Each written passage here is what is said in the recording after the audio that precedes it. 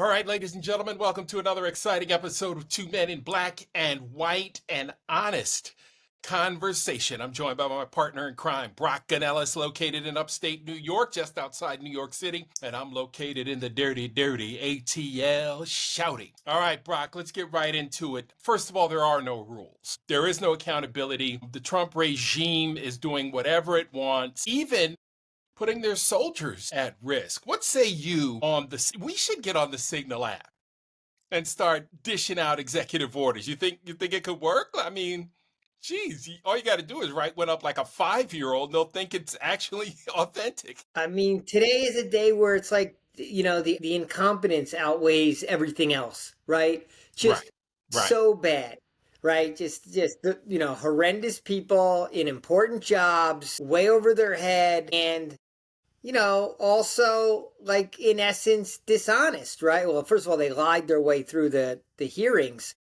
But the only reason they're on Signal, right? Why are they on Signal? Well, like, we have secure lines everywhere. We've had, the country's been operating for a long time.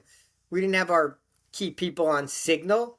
No. Right. They want to be on a platform that's not traceable or recordable so that there's no footprint or history to what they're doing. No record of it. But, when you're in public service, there's supposed to be a record of everything.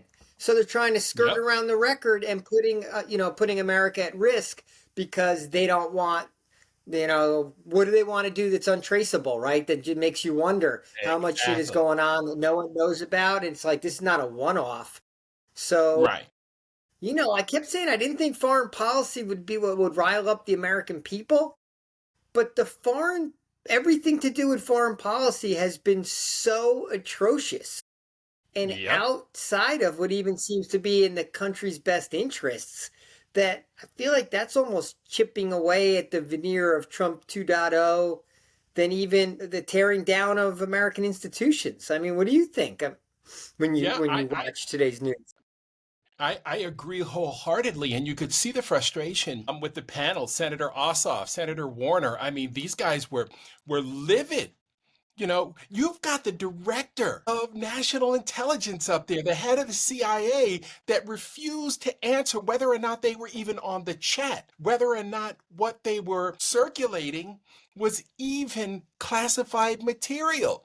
I mean, this is the worst of the worst, right? He always thought, all the best people. These are the worst of the worst. They're not good at their jobs. They don't understand government, or they're just flat out criminals. And they're trying to do something, undercover that we don't know about related to this bombing in Yemen. What kind of assets could they be after? Because it's always about money with these clowns, right? It's always about what they can steal, how they can enrich themselves. So we just follow the money and we see where it ends up. They'll take us right to it. They're not smart. They don't get it. And they don't see that they can't read the room. The American people are livid over the fact that a foreigner, Elon Musk, is breaking down our institutions, as you mentioned. We don't support Ukraine. We're handing it over to Vladimir Putin, who, 98% of Americans disapprove of. And now we're conducting foreign invasions and strikes under the cover of darkness in an app that, I guess it's been approved by Senate for use, but not for sharing classified information. That's CIA. Now, they said there's no classified information on there. They put the journalist in, I guess, a little bit of a conundrum because he knows everything that's on there, but it may be illegal for him to produce it because he would be, breaking an espionage law if it is confidential information. But how could it not be confidential information? Why would they even have that whole email, that whole text chain going if they weren't talking about something that was in essence a pending U.S. military action, which has to go under the heading of confidential? I mean, those things, those aren't public topics. So, like, we all know they're lying. They know they're lying. Right. We know they're lying. We know the evidence is sitting there to show when they're lying. But even if the evidence was right in front of them, they would still lie about it. Right? Absolutely. They would still lie and somehow, try to finagle the situation and just bullshit people. They think they can bullshit on any topic. Right. And here's the thing, Brock, like you mentioned, right? So Mr. Goldberg knows exactly what's on that thread, right? And then it happens, right? And that's when he said it was like his shit moment, right? Because all of a sudden, the stuff that they're talking about on this app happens. So if they want to bring Mr. Goldberg in to testify, I mean, I'm sure the Democrats would love it. But again, this is another one of those issues that the Democrats need to drive into the earth and talk about the incompetence, the ineptitude, the utter disregard for the safety of our U.S. men and service women. It makes no sense, right? Especially when there was a poll that just came out the other day, say, hey, don't expect our military to come running. Like 70% of them lean Trump, right? And you're making the guys that support you less safe through your carelessness. And Yeah, go ahead. Go ahead. I was going to say, is there going to be any consequence? Then that's when you're going to see the American people really get up in arms. I doubt it. Although in Trump 1.0, he did fire some of his admin, but I feel like now he's so dug in that he won't. So I don't think, I mean, naturally heads should roll, right? There's just some sacrificial lambs should be cut loose, right? And then the administration could come out and say they solved the problem. But I don't get the sense they're going to do that. But from a messaging point of view, this is a layup for the left, right? This is like even easier than the message Bernie and AOC are out with the anti-oligarch message and the anti-Musk message. This is just like, you aren't smart, responsible enough to handle America's safety. Like, you're in, it's the incompetence message. It's the America's at risk message. And then if they want to go a layer deeper, they can say, well, we will also have burnt all our allies. And from an intelligence point of view, we're going to fly blind going forward. Oh, yeah. Because no one's going to share anything with us. No one's going to trust us. No. How could they? How can they trust us?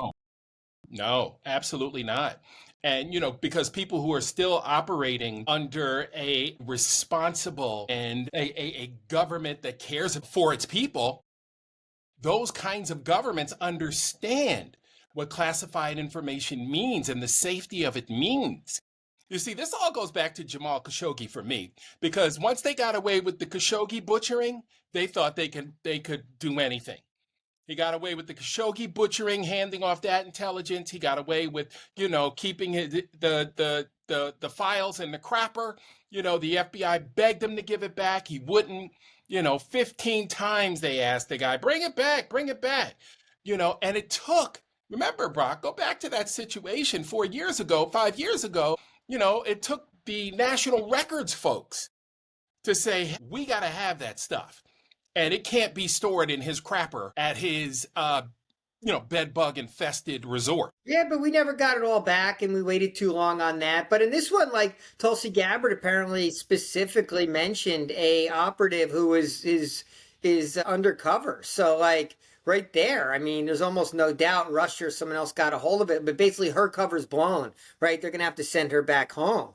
So we don't know what she was doing, but clearly she was out there, and looking out for our national best interest, right? Gathering intelligence. But I mean, if that's just one mistake, I said this before, the inauguration, like, I don't know how anyone could stay in the CIA and feel comfortable being overseas and trust that their government is protecting them. No. They all have to feel like sitting ducks out there. Yeah, absolutely. And Brock, you mentioned the operative that Tulsi Gabbard specifically mentioned. They also had an envoy in Russia at the time, in Moscow, who was probably giving, Mr. Putin the information that he was asking for. Yeah, right? Like, at the time, he was. Why is there an operative? Yeah, why are they in Moscow sharing information with Putin? And folks are mentioning our undercover operatives, right? Are you trying to get them killed? Like, when are we going to start putting the pieces to this puzzle together and get these people out of here?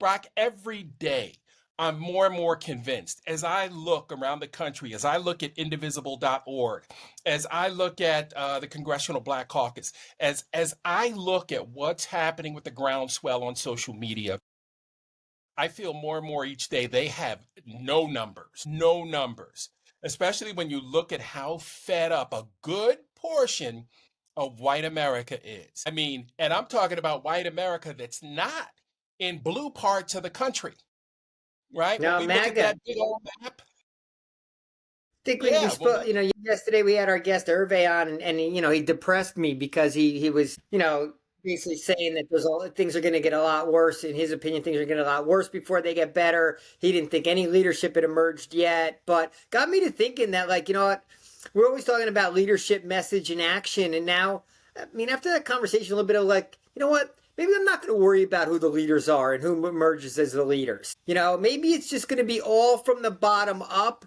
And the right, leaguers, it's like a wave that's going to be coming in. The leaders are all going to be on their surfboards with the paddle trying to ride the wave because it's really going to come from the people and the anger of the people. And the second thing I kind of came away from yesterday's conversation with also is, you know what? Maybe I don't care anymore if these MAGA people learn any lessons. For now, I just want them on board with the opposition. And if they feel screwed and they're mad, and I think it's for selfish reasons, and I don't think they've learned a goddamn thing, but they're only mad because, now they lost their jobs or they're seeing money coming out of their, bank accounts or their social security's at risk. I'm almost like, you know what? I'll take them. Whatever the reason, we just want the numbers because they get the angriest. So they'll be out front. So let them be out front. So you know right. what? I'm welcoming all those MAGA red states sitting at town halls with empty chairs at the front of the room, white guys who are, still racist as shit and selfish as shit and, homophobic and all that. But for now, I want to win this fight. So we're all comrades in arms. Absolutely. And, again, Brock, all this authoritarian action that they're taking, all this, autocratic BS they're throwing at us on a daily basis is really starting to bother me because, first it's been Venezuelans. Now, within the last hour, they had some breaking news about another student at Columbia who's been here since she was 7 years old with her parents, and they raided her dorm room on campus as what many people believe is part of a bigger criminal investigation to root out gang members and troublemakers, as Trump calls them.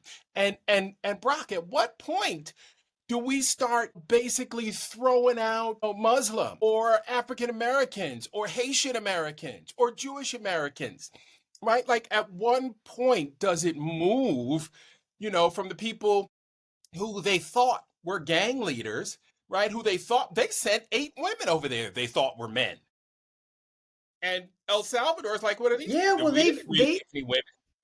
Yes. well, it's trickled over to Muslims already because if they found to be that they're being they're deemed having been pro-Palestine / Right. pro-Hamas, Right. then they're getting some of them are getting deported, right? So that line's already been slightly crossed, maybe not in a mass deportation way like it's going on in the really within the Latino community.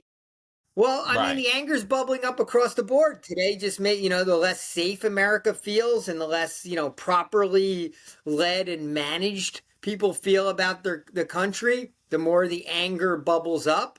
You would think once again, the veterans and anyone who has anyone in their life who's been a part of the armed forces is feeling like totally abandoned here. That now, once again, it's the people who are giving the most or put at the most risk just out of for nefarious means of trying to like circumvent records on an Mm-hmm. app, and then everything just turns into a pack of lies, right? Everything's bullshit. They try to smear the journalists. They try to play it off as not that big a deal, right? They just keep throwing shit at the wall to see if any of it's gonna stick, but it's kind of too big a fuck up to like talk around. Trump will just, pretend like it was someone else and like he doesn't know what's really going on. And, that's just those guys in defense and this and that. So he's just going to try to deflect and stick and move and hope that it doesn't like kind of stick to him, right? That, his veneer is clean or he's above the fray. I don't know.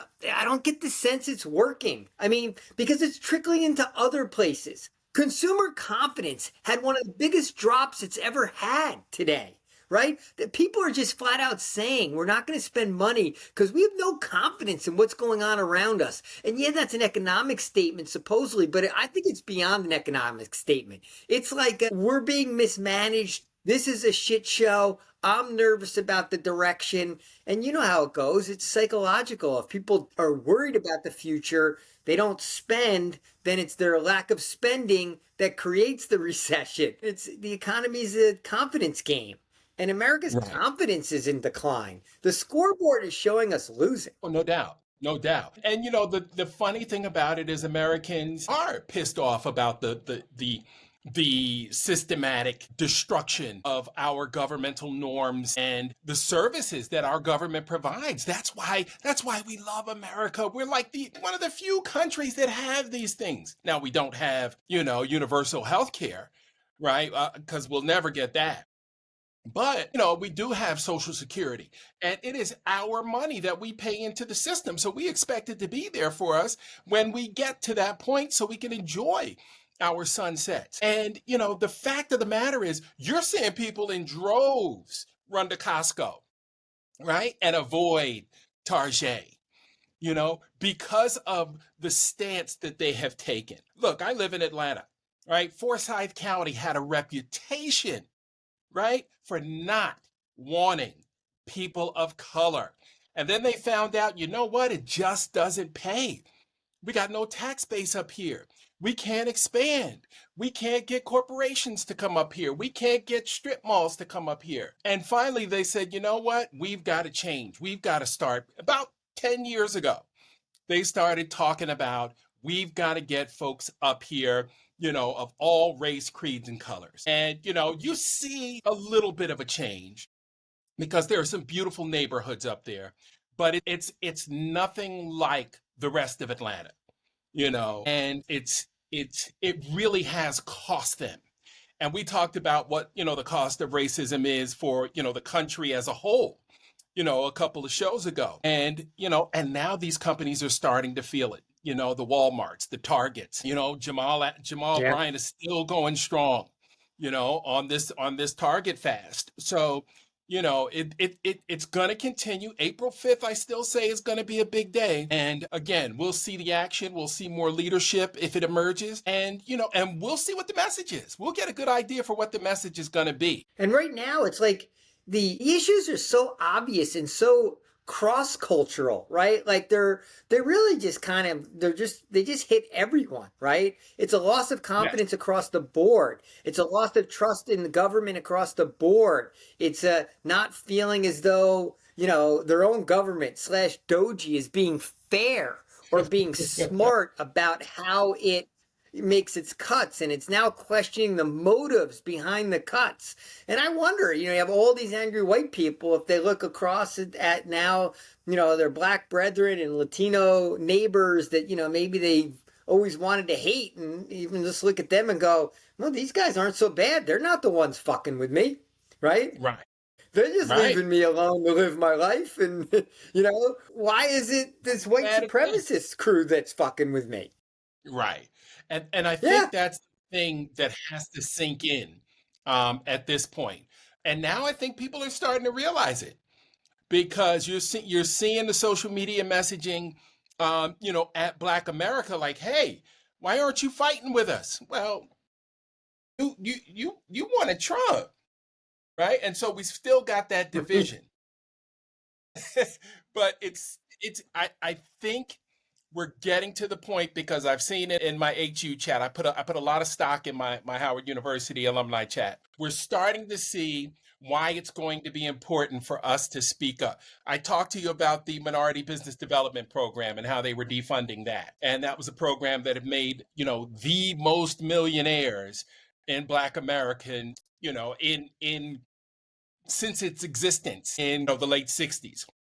So we need those programs. We need our Department of Education to be whole and to be activated for all of us. And I think, Brock, I think that's when we all start to come together because, again, we're hitting everybody across the spectrum, right? It's not just going to be poor Black kids, it's going to be poor white kids, poor Latino kids, poor kids in the inner city, right? It's going to be poor everybody.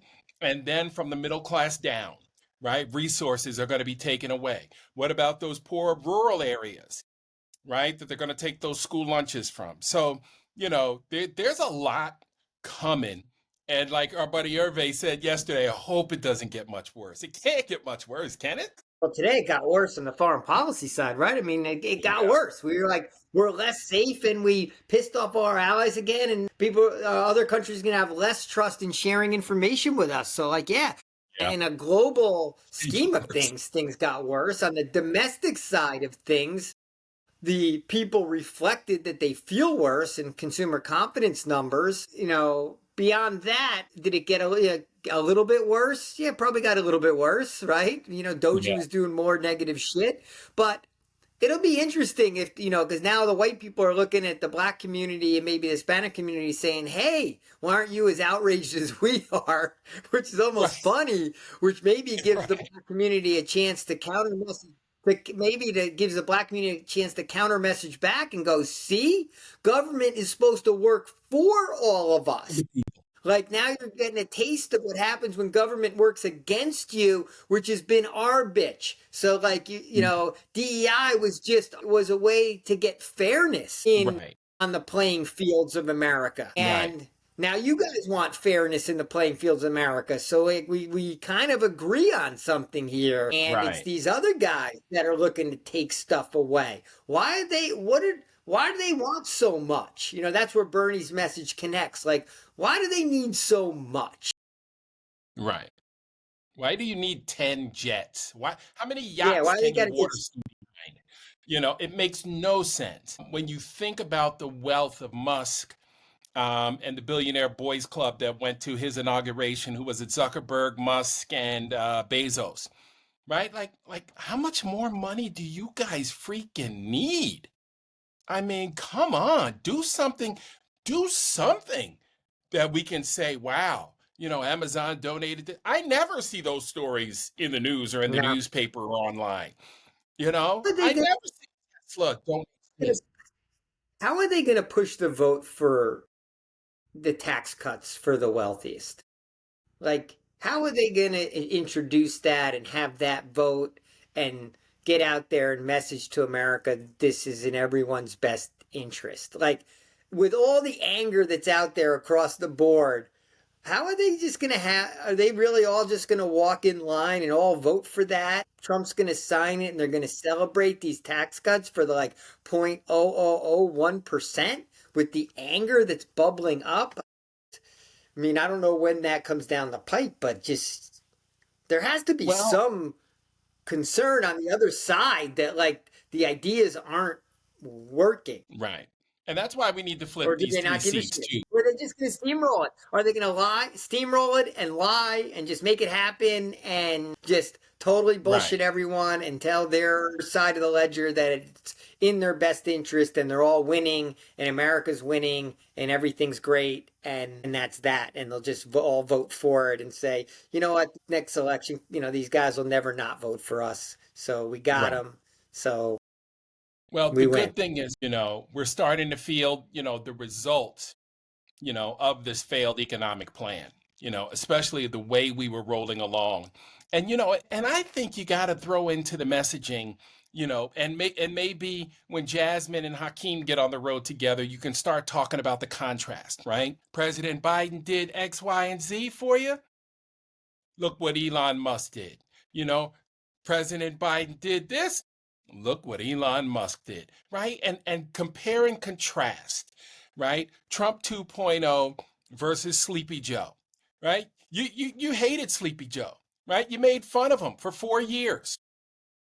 But you were working, you were making money, your company was raking in the dough, And now look at you. You're out here on TikTok crying to America, to get your job back.